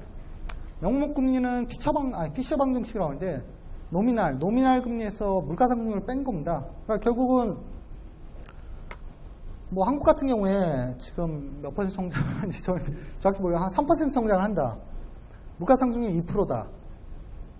그러면은 명목 성장률은 두 개 합쳐서 한 5% 정도 되겠죠? 그러면 금리가 얼마나 되겠습니까? 보통 5%를 가야 됩니다. 실질 금리와 물가상승률 만큼. 반대로 이렇게 빼면 어떻게 있습니까? 리얼 인터레스트 레이트는 물가를 제외한 실질 성장률이라고 볼 수도 있고, 뭐 프로덕티브라고 볼 수도 있습니다. 기업이 벌어들일 수 있는 수익률이라고 볼 수 있죠. 그래서 노미널 금리가 그대로라면, 지금 뭐 제로 수준이기 때문에 더 그대로라면은 인플레이션 기대를 높이는 거죠. 그렇다면은 이게 높아지면은 결국은 실질 인트레스트 레이트가 낮아지는 겁니다. 자, 시장에서 거래되는 명목금리는 동일하더라도 실질금리가 낮아지면 어떻게 했습니까? 투자자 입장에서는 명목금리도 중요하지만 실질금리가 가장 중요합니다. 실질금리가 낮아지면은 투자나 소비가 활성화되기 때문에. 그래서 실질금리를 낮추는 의미가 있고요. 그렇다면 장기금, 여러분들이 투자하는 장기금리의 금리는 어떻게 되어 있습니까? 장기금리는 통상 이렇게 되어 있습니다. 정책금리라고 볼 수 있는데 미래 단기금리의 기대 수준과 프리미엄, 이게 아까 말했던 텀 프리미엄이죠. 장기에 따른. BOJ에서 엄청난 양의 JGB를 매입하고 있죠. 그렇기 때문에 미래 기대가 어느 정도 있더라도 이 리스크 프리미엄이 낮아지기 때문에 장기금리가 더 낮아지는 겁니다. 그렇기 때문에 일본의 QE를 한 이후로는 기대 자체도 단기금리에 대한 기대도 없어지지만 장기 정부채의 금리 자체가 크게 낮아지고 있습니다. 이것도 QE의 가장 큰 효과 중에 하나죠. 유동성도 높여서 기대 인플레이션을 높여서 실질금리를 낮추는 것과 동시에 아예 명목금리를 낮춰버리는 거죠. 텀 프리미엄을 낮춰서. 장기에도 금리는 오르지 않을 거다. 예. 그래서 이거는 필립스 곡선인데요. 뭐 경제학과 다시는 분은 아시겠지만 아웃풋 객가 이 Y축은 인플레이션율입니다. 빨간색 보시면 빨간색이 1996년부터 2014년까지 일본의 건데 인플레이션 기대가 굉장히 낮죠. 거의 0% 수준입니다. 디플레이션과 경기 침체 요소인데 QE를 한 다음에 보시면은 점점 우상향하고 있습니다. 이 선상 이동이 아니라 커브 자체가 상향 이동하는 거죠. 이 상향 이동이 기대 인플레이션에 따라서 필립스 곡선 자체가 변화하는 걸 의미합니다. 그래서 현재까지는 정책 의도대로 잘 나가고 있다는 걸 볼 수 있습니다. 근데 뭐 이건 경험적, 실증적으로 아니 사후로 볼 수 있는 것이지 이게 경기가 진짜 부양되고 있는지 필립스 곡선 자체가 상향 이동되는 건지는 한번 두고 봐야겠죠. 그래서 이 그래프는 중앙은행의 에셋, 중앙은행 QE를 통해서 매입한 자산이 GDP에 얼마나 차지하는지 보는 겁니다. QE를 한 이후로는 엄청나게 늘어나고 있죠. 2008년 이후로부터 하고 있는데 특히 일본 같은 경우에는 보라색인데 크게 늘고 있죠. 엄청난 양의 국채를 중앙은행이 매입하고 있습니다. 그래서 앞으로 더 늘어날 수도 있는데 이 이유는 세 번째 요인입니다. 아까 처음에 제로금리하에서 죄송합니다. 그 금리에 영향을 미치는 요인으로서 중앙은행의 정책금리, 두 번째가 시장 유동성, 시장 유동성은 QE가 대표적이었죠. 세 번째는 안전자산입니다. 국채라는 것 자체가 안전자산이기 때문에 전쟁이나 여러 가지 위험이 터질 때 보통 채권의 금리가 하락하면서 가격이 상승하는데요. 그 부분을 말씀드리겠습니다. 리스크 에셋과 세이프 에셋. 이거는 마찬가지로 10년 정부채 금리입니다. 밑에 흐릿한 게 금리고 진한 실선이 S&P 주가지수입니다. 미국이고요. 보시면 아시겠지만 2008년 전까지만 해도 주가와 금리가 동행하죠. 왜 그랬습니까? 아까 계속 말씀드렸지만 채권도 상품이기 때문에 분산 투자의 성격입니다. 여러분들이 채권을 매입할지 주식을 매입할지 결정하게 되어 있습니다. 그렇기 때문에 경기가 화랑이다. 그러면 여러분들 뭘 사겠습니까? 당연히 주식을 사겠죠. 그렇기 때문에 여기는 반대 내려가고 있죠. 주가가 내려가고 있습니다. 경기가 굉장히 안 좋죠. 경기가 안 좋으면은 주식을 팔고 보통 채권을 매입합니다. 채권을 왜 매입하겠습니까? 경기가 안 좋으면 경기를 부양시키기 위해서 중앙은행들이 기준금리를 낮추고 기준금리가 이자율 파급 효과에 따라서 10년 만기 수익률 효과에서 계속 내려가죠. 그렇기 때문에 통상 펀드를 들면은 주식형 비중과 채권형 비중을 선택하라고 하죠. 그래서 선택이 가능하다면 경기 불황 시에는 주식에서 채권으로 갈아타는 것도 괜찮겠죠. 투자 입장에서는. 근데 재밌는 것은 2011년 이후부터 이 상관관계가 많이 깨졌죠. 주식은 상승하는데 채권 금리는 내려가고 있죠. 왜 그렇겠습니까? 여러 가지 이유가 있지만 대표적인 게 QE 때문입니다. 시장에 돈이 너무 많습니다. 그렇기 때문에 주식도 살 수 있고 채권도 사는 거죠. 그래서 시장에 돈이 너무 많기 때문에 모든 자산이 랠리하는 특이한 현상을 보여주는 게 2011년 이후의 마켓입니다. 여러분들은 사실 지금 굉장히 특이한 세상에 살고 있는 겁니다. 비전통적인 사회죠.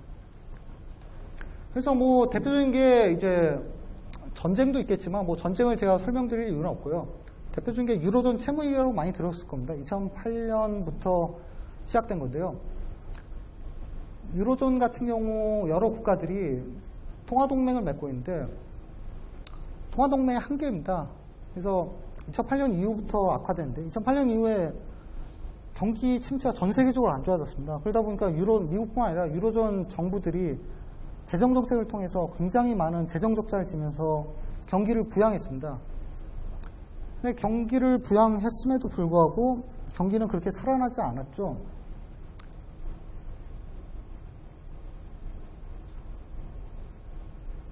그 결과는 뭘까요? 빚을 내서 경기를 부양한 거죠. 재정 적자를 내서. 그 결과는 결국은 국가 부채가 엄청나게 늘었죠. 그래서 2008년 이후로 유럽 주요국의 국가 부채가 엄청난 속도로 늘었습니다. 먼저 이걸 보여드리면은 부채 비율인데요. 이미 채무 위기국이라고 알려진 3개 국가입니다. 이거 각각 무슨 국가인지 알 필요 없습니다. 그냥 크게 늘었다만 아시면 됩니다. 2008년부터 크게 늘었죠.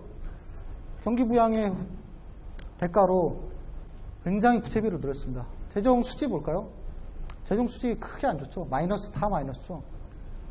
이게 마이너스 5% 그러면 이거 어떻게 될까? 국가 부채가 그 다음에 5% 느는 거죠. 빚을 내서 경기를 부양한 대가입니다.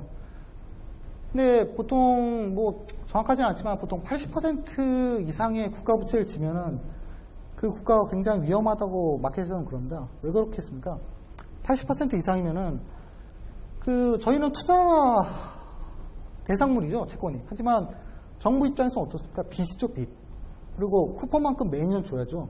그렇기 때문에 80% 이상이 넘어가면은 해당 국가의 이자를 내느라고 해당 국가의 재정 수지가 크게 악화됩니다. 그렇기 때문에 국가 부채는 계속 늘 수밖에 없다라는 게 시장에서 약간 알려진 바입니다. 그렇기 때문에 80% 이상 넘어가면은 굉장히 위험한 국가구나. 그렇기 때문에 해당 국가는 굉장히 위험하다. 위험하면 어떻겠습니까? 리스크와 수익률 간의 상관관계에서 그의 보상으로 위험해지기 때문에 이태리가 발행한 채권에 대한 수익률은 올라가야 됩니다. 보상이죠. 그래서 보시면은 2008년 이후에 이 5개국의 신용등급이 급격히 하락했습니다. 거의 트리플 A 국가에서 뭐 더블 B, 트리플 B까지 내려갔죠. 이거는 위험하기 때문에 더 높은 수익률을 줘야 된다는 걸 의미하고요. 그래서 이거는 나중에 한번 읽어보시면 될 것 같습니다. 재정 적자가 심해져서 국가 채무 위기가 왔는데 왜 경제도 안 좋고 신문에서 얘기하기를 은행도 위험하다 그러는데 세계가 맞물려서 계속 안 좋아지고 있습니다. 그래서 마켓에서는 보통 네거티브 피드백이라고 하는데 거기를 벗어나지 못하죠. 뭐 간단히 설명드릴까요? 국가 채무가 높아졌습니다. 그러면은 재정 긴축을 해야죠. 수용도 안 하니까. 재정 긴축을 하면 어떻게 했습니까? 경기가 안 살죠. 경기 침체가 옵니다. 경기 침체가 오면 어떻게 했습니까? 경기 침체가 와서 뭐 그렇게 하면 은행들도 뭐 대출이 부실화되겠죠. 잘 나가던 기업들이 망가지니까 기업에 대출한 은행들이 망가지죠. 기업이 망가지면 어떻게? 은행이 망가지면 어떻겠습니까? 해당 국가가 자금을 지원해줘야 됩니다. 그러다 보면 가뜩이나 재정 긴축을 해야 되는데 공적 자금을 투입해야 되겠죠. 그렇기 때문에 이게 맞물려서 계속 악화되는 악순환을 겪었습니다. 그래서 주요 채무이익들이 여기를 벗어나지 못하고 계속 악화됐죠. 예, 제가 참 좋아하는 분인데요. 이게 처음에는 못생겼다고 생각하는데 굉장히 보다 보면 카리스마 있고 잘생겼습니다. 22 유럽 중앙은행 총재입니다. 드라기인데요. 이렇게 악화되는 악순환을 끄는 사람이 이 드라기 총재입니다. 계속 악화될 때 어떻게 해야 되겠습니까? 신용등급이 계속 낮아질 때 드라기 총재가 2012년 9월에 OMT라는 정책을 발표합니다. 뭐 신문에서 많이 들으실 수도 있는데 아웃라인 머니터리 트랜잭션입니다. 일정 수준 일정 기준을 통과한 정부의 채권을 3년 만기까지 무제한적으로 매입해 줍니다. 그러니까 그 전까지는 어땠습니까? 이런 악순환에 의해서 신용등급이 계속 낮아지니까 그에 대한 보상으로 해당 국가의 이자율이 계속 올라갔죠. 그러면 이자율이 올라가면 어떻게 됐습니까? 국가 입장에서는 높은 이자율만큼 쿠폰을 계속 지급해야 되겠죠. 그러다 보면 재정 적자가 심해지고 정부는 계속 감당을 못하는데 드라기가 OMT를 발표함으로써 일드 캡을 씌웠죠. 위험 수준까지 올라가면 3년 만기까지 20에서 무제한적으로 사주기로 했습니다. 그러면은 채권 투자자 입장에서 안전하죠. 가격이 일드가 올라가면 가격이 폭락하는 거죠. 가격이 급락할 이유가 없구나. 그래서 가장 중요한 게 22의 신뢰성입니다. 그래서 투자자 입장에서는 가격이 급락할 이유가 없기 때문에 채권 투자를 활성화하고 그렇기 때문에 채무 이후 입장에서는 낮은 금리로 자금을 조달할 수 있고 선순환이 된 거죠. 그래서 이런 악순환의 고리를 끊었습니다. 그 끄는 게임 체인저가 20의 OMT 정책입니다. 가장 중요한 정책인데요. 근데 참 재밌는 거는 이 OMT를 시행했을까요? 이거 시행 안 했습니다. 발표만 했을 뿐 OMT를 실제로 하지는 않았습니다. 그런데 왜 금리가 내려갈까요? 이게 바로 가장 중요한 신뢰성입니다. 중앙은행이 개입할 거 알기 때문에 마켓에서 알아서 급매 형상이 없어진 거죠. 그래서 아직까지도 OMT는 시행하지 않지만 중앙은행을 믿고서 안정적으로 채권을 투자하고 있습니다. 그래서 이거 보시면은 뭐 다 보실 필요 없습니다. 여기 밑에 노란색이 이태리고 까만색이 스페인인데 금리가 7%까지 올라갔다가 급락했죠. 이때가 OMT를 발표한 시점입니다. 주요 채권 투자자들이 안전하구나 22덕에. 그래서 매수를 많이 해서 크게 급락했죠. 그래서 굉장히 안정적인 수준까지 내려갔죠. 한 7% 가면은 쿠폰을 지급하지 못할 걸로 마켓에 예상해서 디폴트 수준으로 갑니다. 그래서 20에서도 이 7% 수준 언저리에서 OMT라는 극적인 정책을 발표했죠. 이 부분은 나중에 한번 읽어보시고요. 지금은 어떨까요? 지금까지는 과거 한 10년 동안 어떻게 흘러갔나 얘기고요. 최근 얘기입니다. 최근도 아셔야죠. 최근 6월 미 연준 회의록이죠. 미 중앙은행에서 어떻게 하고 있는지.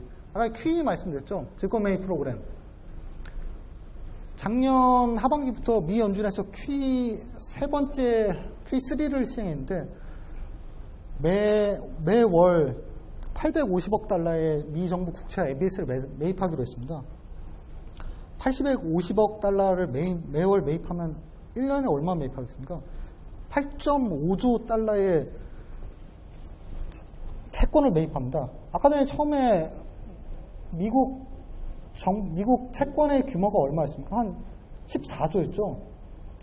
엄청난 겁니다. 시장에 나와 있는 모든 국채와 MBS를 거의 중앙은행이 다 매입하겠다는 정말 강력한 의지를 펼쳤죠. 근데 그래서 사실 그렇게까지 계속 유지될 수는 없을 거라고 마켓에서 보고 있고요. 경기가 최근에 미국 경기가 좋아지고 있습니다. 그래서 장기 국채 최초에 발표했었던 거는 850억 달러를 매달 매입하고 있는데 최근에 들어서 그 매입 규모를 점점 감소하고 있습니다. 그래서 6월 같은 경우에는 매월 200억 달러 국채를 매입하고 MBS를 150억 달러 매입하겠다 는 거죠. 유동성을 해소하는 게 아닙니다. 이거는 엄청나게 매입하던 속도를 약간 줄여주는 겁니다. 디셀러레이트죠.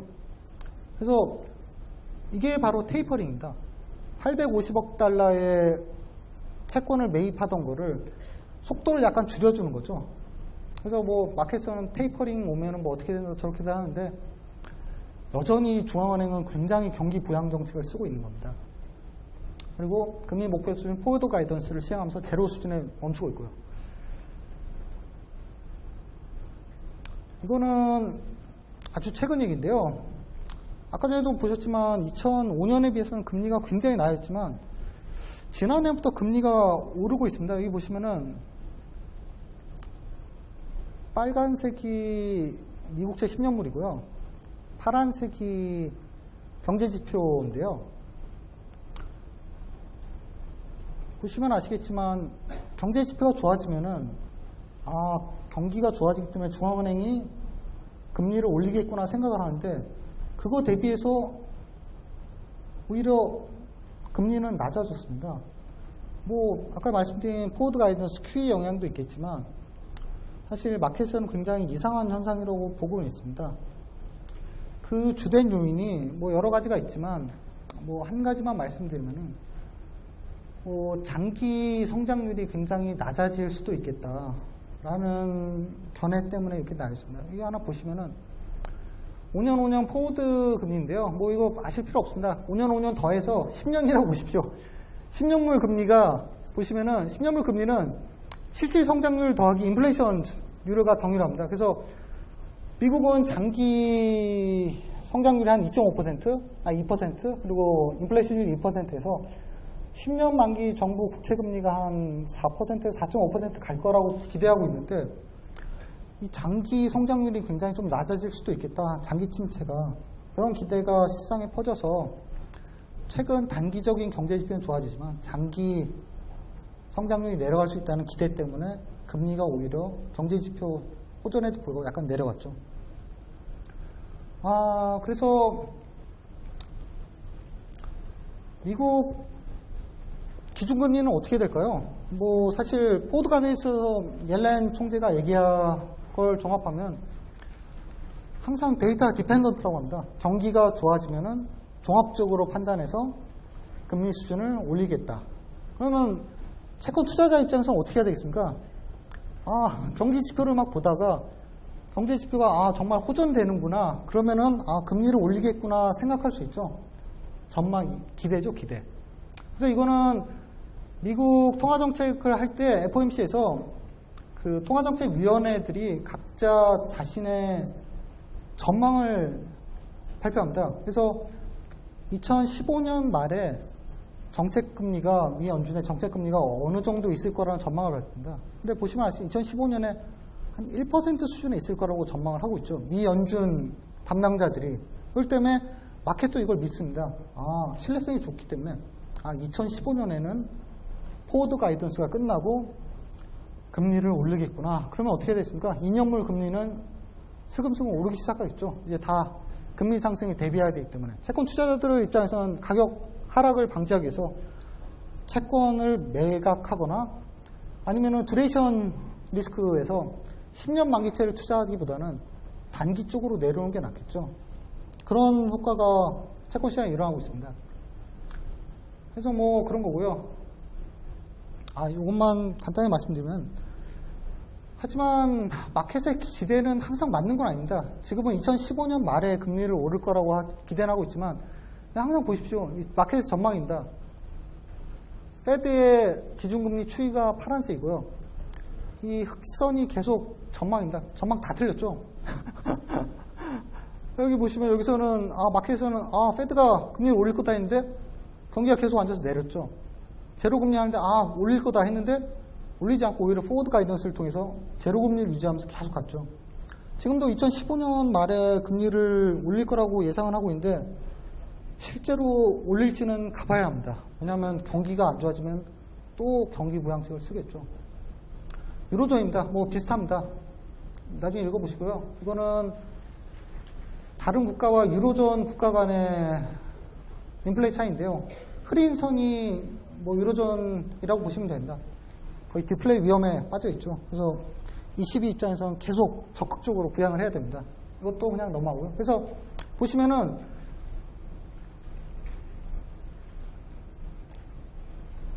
시장에서도 그렇고 미국 같은 경우는 금리가 전반적으로 올라갈 거로 예상하는 반면에 유럽 같은 경우에는 전혀 오를 걸 기대 안 하고 있습니다. 마켓에서. 거의 2017년, 2018까지 지금의 제로금리를 유지할 거다. 경기가 저렇게 안 좋은데. 그래서 많은 채권 투자자들은 유럽 쪽 채권을 매입하는데 베팅하고 있죠. 미국 쪽을 팔고. 그래서 뭐 QE 같은 경우는 어떻게 되겠습니까? 페드는 테이퍼링을 지속하고 있습니다. 근데 테이퍼링을 계속 말씀드리지만 테이퍼링이 타이트닝이 아닙니다. 물론 어떻게 보면 타이트닝이라고 볼 수도 있지만 디셀러레이트죠. 완화 정책을 엄청나게 하고 있는데 완화 정책을 약간 그 속도를 늦추는 거죠. 여전히 엄청난 완화 정책을 하고 있습니다. 그래서 페드는 이 사진에서 볼 수 있듯이 엄청난 완화 정책을 하다가 그 속도를 약간 늦추고 있구나. BOE, 영국 영란은행입니다. 영란은행은 그 추가 매입 없이 계속 멈춰 있습니다. 그래서 컨솔리데이터를 써 있고요. ECB는 아까 전에 뭐 앞장에서 보시겠지만 정말 대규모 완화 정책을 발표를 했습니다. 그래서 다시 빌드업 하고 있죠. 그래서 각국의 시장 유동성 공급 및 정책금리 예상을 할 수가 있습니다. 이걸 통해서 채권 투자에 이용하시면 되죠. 국제 투자를 하신다면. 제가 보통 그런 거 합니다. 제가 포트폴리오 매니저이기 때문에 유럽 국채를 사냐, 미국 국채를 사냐, 영국 국채를 사냐 할 때는 향후 정책금리 전망과 저런 QE 전망에 따라서 투자를 합니다. 40분이 지나긴데 이것만 간단히 말씀드리겠습니다. 이거는 미국과 영국 10년물 금리고요. 굉장히 높죠. 여기는 파란색은 독일 정세입니다. 녹색은 일본이고요. 이 레벨만 보시면은 엄청나게 낮은 수준을 알고 있죠. 그래서 독일이 굉장히 낮다는 거 볼 수 있으면은 정책 금리가 엄청나게 낮구나.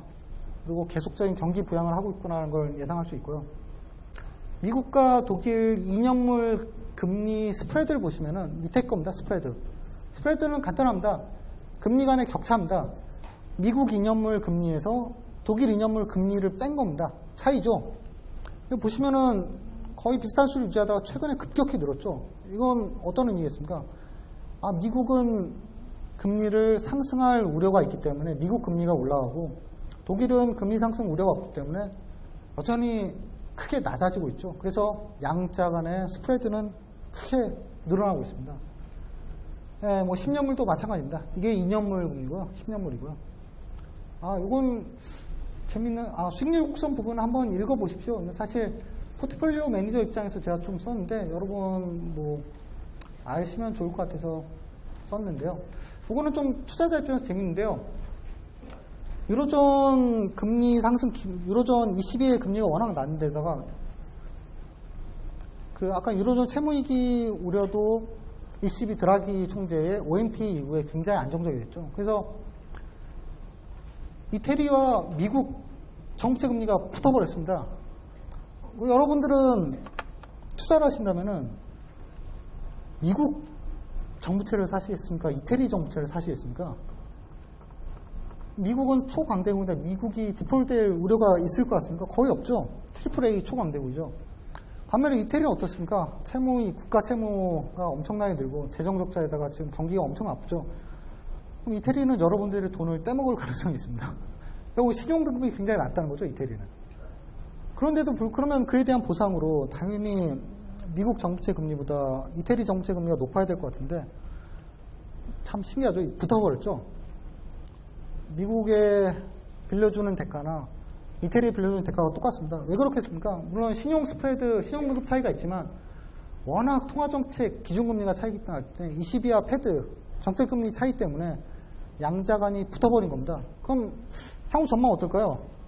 향후 약간의 통화정책 차이를 말씀드렸죠. 패드는 금리를 올릴 것 같지만 22는 더 낮출 것 같습니다. 그래서 마켓의 전망 역시 유로존 채무위기가 악화되지 않는 한 이태리 금리가 더 낮아질 거로 예상하고 있습니다. 미국 국채 금리는 올라갈 거로 역전되겠죠. 그러면 뭘 사셔야 될까요? 채권을 투자자 이태리를 사셔야 되겠죠. 시중등급이 안 좋음에도 불구하고 만기 보유하신다면은 미국을 사시는 게 낫겠죠. 근데 가격 상승 자본 손익을 본다면은 이태리는 금리가 더 낮아질 거기 때문에 금리가 낮아진다는 거는 가격이 상승한다는 거겠죠. 그래서 이태리 채권을 사시는 게 이태리 채권을 사는 쪽에 베팅하는 시장 컨센서스가 일어나고 있습니다. 예. 뒷부분 한번 읽어보시고요. 예. 예, 감사합니다.